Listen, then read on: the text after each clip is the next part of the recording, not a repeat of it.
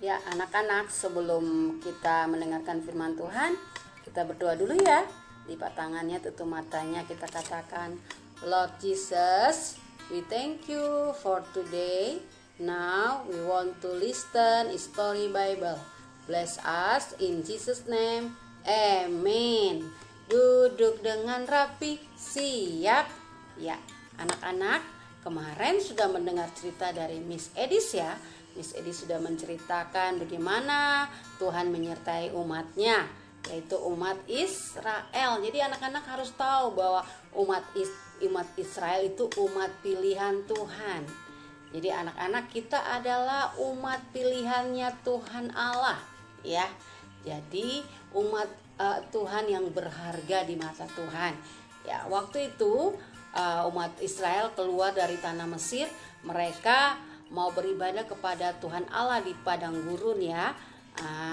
Anak-anak, Tuhan menyertai umat Israel ya. Tuhan tidak membiarkan umatnya sendiri saja ya, yaitu dipimpin oleh Musa dan Harun, kakak adik ini ya. Dalam perjalanan mereka ke padang gurun, Tuhan menyertai dengan apa tadi? Tiang awan dan tiang api. Karena anak-anak tahu bahwa di padang gurun itu tandus ya, tidak ada pohon-pohon ya, ada tanah yang kering ya, jadi panas terik. Tapi Tuhan baik, Tuhan menyertai dengan tiang awan ya. Kalau malam hari Tuhan menyertai juga, kalau siang hari Tuhan menyertai, maka malam pun Tuhan menyertai umatnya. Dan dia memberikan apa? Tiang api untuk menjaga bangsa Israel ya, supaya bangsa Israel juga tidak kedinginan ya. Mereka bisa melihat satu dengan yang lain walaupun malam ya. Tapi karena ada penerang itu adalah tiang api, tiang awan dan tiang api. Jadi waktunya bangsa Israel harus berjalan lagi anak-anak untuk keluar dari tanah Mesir. Apa yang terjadi anak-anak? Wah, Firaun mendengar bahwa bangsa ini telah pergi dari perbudakan. Firaun sangat marah ya. Dia sangat marah sehingga dia memimpin setiap pasukan-pasukannya untuk mengejar bangsa Israel. Kenapa dia marah? Karena Tuhan sengaja mengeraskan hati Firaun supaya Firaun mengerti, bangsa Mesir ini mengerti bahwa Tuhan selalu menjaga bangsa Israel ya, melindungi bangsa Israel. Maka dikejarlah bangsa Israel dengan segala pasukannya, kereta-kereta, kuda-kuda dipakai untuk mengejar umat Israel. Ketemu enggak ya? Anak-anak, tidak ketemu ya. Orang-orang Israel sudah jauh. Tapi waktu orang Israel melihat ke belakang, wah, orang-orang Mesir sudah mengejar mereka. Mereka ketakutan juga anak-anak. Mereka bilang, Tuhan, Musa. Mereka menyalahkan Musa. Kenapa engkau membebaskan kami dari tanah Mesir? Kami mendingan kerja aja di tanah Mesir jadi budak ya. Tapi Tuhan tidak mau, Tuhan tidak izinkan bangsa Israel untuk menjadi budak ya. Makanya Tuhan keluarkan bangsa Israel. Waktu Musa melihat, Musa mengadu lagi, manggil nama Tuhan. Kata Tuhan bilang, kamu punya tongkat ya, belahlah laut Tiberium ini ya.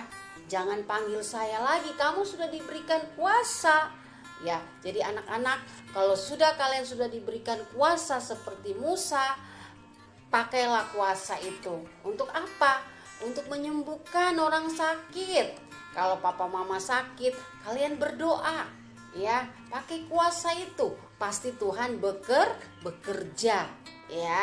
Karena kita sudah diberikan kuasa sama Tuhan, anak-anak bisa berdoa, bisa menyembah Tuhan, bisa membuat mujizat. Sama seperti Tuhan dapat membuat mujizat.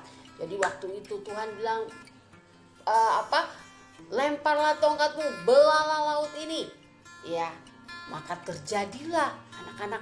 Ini bukan sulap, ini terjadi ya, kenyataan ya.